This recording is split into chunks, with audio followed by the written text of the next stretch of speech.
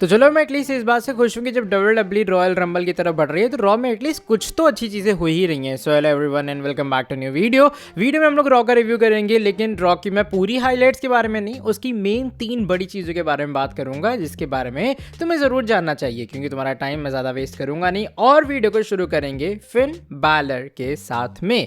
Finn Balor finally उन्हें शायद वो पुश मिलने वाला जो कि वो एक लंबे टाइम से डिजर्व कर रहे थे।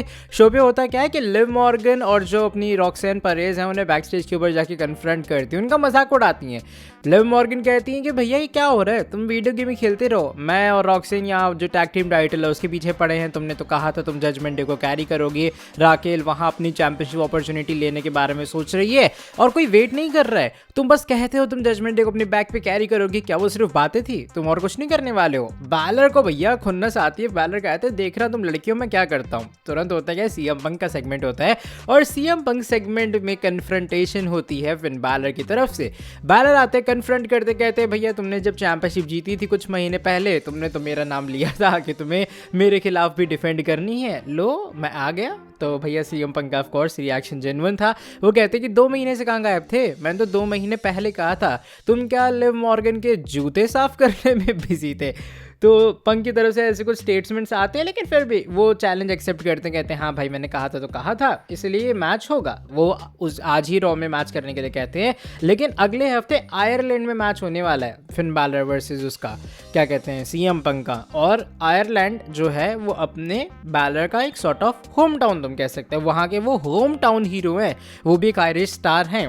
तो अब मैं इस बात से कंफ्यूज हूँ कि WWE सही में टाइटल चेंज करेगी, और मुझे इस बात पे विश्वास इसीलिए भी है क्योंकि कोडी रोड्स अभी चैंपियनशिप अपनी हार रहे हैं, तो सरप्राइज नहीं होगा कि ट्रिपल एच सीएम पंक से भी वो चैंपियनशिप ले लें, स्पेशली जब उन्होंने ब्रॉन ब्रेकर के खिलाफ एक अच्छे खासे मैच में वो टाइटल डिफेंड की है। लेकिन मुझे लगता है नहीं कि फिन बैलर की रिडेम्पशन स्टोरी इतनी ईजी होगी या फिर इतनी आसान होगी। आई थिंक अगले हफ्ते मंडे नाइट रॉ में बैलर न्यू चैंपियन तो नहीं बनेंगे, अनफिनिश बिजनेस होगा। फिर रॉयल रंबल के बाद रेसलमीनिया के टाइम पे शायद बैलर को WWE फिर से मौका देगी, पुश मिलेगा बैलर को, ये बात तो कंफर्म हो चुकी है मंडे नाइट रॉ से, और इस बात से मैं बहुत ज़्यादा खुश हूँ। और इवन मैं बिल्कुल भी संकोच नहीं करूंगा इस बात को कहने से कि मैं चाहता हूँ कि बैलर अगले हफ्ते सीएम पंक को डिथ्रोन करके न्यू वर्ल्ड चैंपियन बन जाए। मैं बैलर का एक लंबे टाइम से फैन रहा हूँ और आई थिंक वो बंदा डिजर्व करता है एक वर्ल्ड टाइटल रीन को मेन रोस्टर के अंदर। अब बात करते हैं एक और बड़ी चीज़ के बारे में जो कि शो पे हुई है, और वो था ब्रॉन ब्रेकर का सेगमेंट। हुआ क्या कि जो ब्रॉन ब्रेकर हैं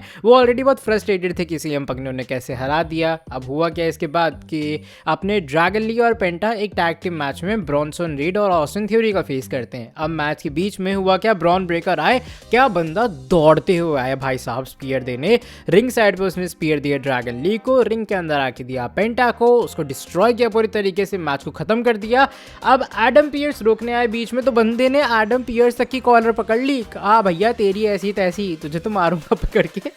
हुआ क्या, लेकिन किसी तरीके से जो विजन मेंबर्स हैं सबको अलग करते हैं, ऑफिशियल्स भी आ जाते हैं। लोगन पॉल तो कहते हैं एडम पियर्स से कि भैया थोड़ा कंट्रोल में रहो, तुम्हें मार वार देगा वो। बैक स्टेज के ऊपर हम लोग जाते हैं जहाँ पे अपने एडम पियर्स थोड़ा गुस्से में होते हैं, आग बबूला होते हैं, और वो जाके सस्पेंड कर देते हैं इंडेफिनेटली ब्रॉन ब्रेकर को, यानी कि टाइम पीरियड कंफर्म नहीं हो कब तक सस्पेंडेड है, लेकिन सस्पेंडेड हो चुके हैं। मुझे लग रहा है उसका मेजर रीजन यही है कि WWE को अंदाजा कुछ खास था नहीं कि ब्रॉन ब्रेकर को रॉयल रंबल तक कैसे बुक करे, उन्हें स्ट्रॉन्ग भी बुक करना था चाहे वो सीएम पंक से हार क्यों ना गए हो। तो इन सभी के चलते सस्पेंशन ही वो एक जरिया था जिससे WWE उन्हें टेलीविजन से भी हटा पाती और उसका एक लॉजिकल एक्सप्लेनेशन भी उनके पास होता।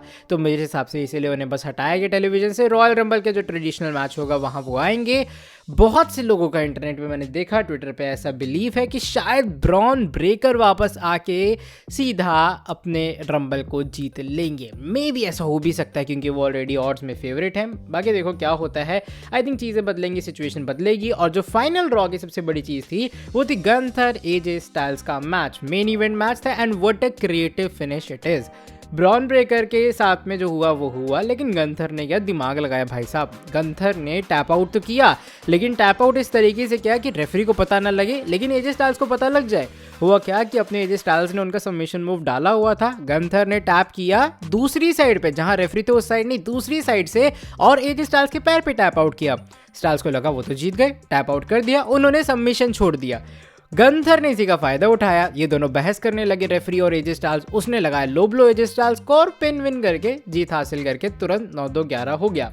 अब देखो मैच की एंडिंग क्रिएटिव थी और ये कंट्रोवर्शियल एंडिंग डब्ल्यूडब्ल्यूई ने इसलिए रखी ताकि मुझे लगता है ये लोग फ्यूड कंटिन्यू कर पाएं गंथर और एजे स्टाइल्स का। आई थिंक अब होगा क्या, जो मेंस का रॉयल रंबल मैच है वहाँ पे जो एजे स्टाइल्स हैं वो गंथर को एलिमिनेट करेंगे मैच से, फिर इन दोनों का मैच रेसलमेनिया के लिए सेटअप होने वाला है। आई डोंट थिंक सो कि डब्ल्यूडब्ल्यूई इस क्रिएटिव फिनिश के बाद इनके फ्यूड को किसी भी तरीके से एंड करने के बारे में सोच रही है। इसके अलावा शो पे ज़्यादा कुछ खास टाइटल चेंज वगैरह कुछ ऐसी चीज़ें हुई नहीं है। वुमेंस डिवीजन में अच्छी खासी डेवलपमेंट हुई है क्योंकि लग रहा है कि रिया रिप्ले और ईयू स्काई के पास अच्छे खासे चैलेंजर्स आ चुके हैं। ओवरऑल अगर मैं रॉ के एपिसोड की बात करूं तो ये 3 मोमेंट्स ही वैसे शो पर ज़्यादा बड़े थे, तो मैं इसे 10 में से 7 देना पसंद करूंगा। फिर भी एक डिसेंट शो था, ज़्यादा कुछ बकवास था नहीं, एटलीस्ट ये 3 बड़ी चीज़ें हुई हैं। मैं फिन बैलर और सीएम पंक के सेगमेंट से बहुत खुश हूँ यार। तुम मान लो ये जो पूरे 7 स्टार दिए हैं मैंने, उसमें से 6 स्टार तो फिन बैलर वाली चीज़ के कारण ही थे, क्योंकि फाइनली उस बंदे को जो पुश मिल रहा है ना, जो वो डिजर्व करता है, वो एक अलग लेवल की तुम्हें सेटिस्फैक्शन देता है वो सेगमेंट। इसके अलावा of course Gunther AJ Styles delivered a banger match, Bron Breakker की बुकिंग एज ऑलवेज सॉलिड। तो ओवरऑल 7 स्टार्स मेरी तरफ से रॉ के एपिसोड के लिए। तो अगर तुमने देखा मंडे नाइट रॉ, बताना कमेंट सेक्शन में कि तुम कितने रेट करना चाहोगी। अभी फिलहाल के लिए मैं वीडियो को यहीं पर खत्म कर रहा हूँ। वीडियो पसंद आई है वीडियो को नीचे लाइक कर दो, चैनल को सब्सक्राइब और बेल नोटिफिकेशन को ऑन। मिलता हूँ तुमसे आके नेक्स्ट वीडियो के अंदर बहुत ज़्यादा जल्दी। तब तक के लिए till then bye bye, take care.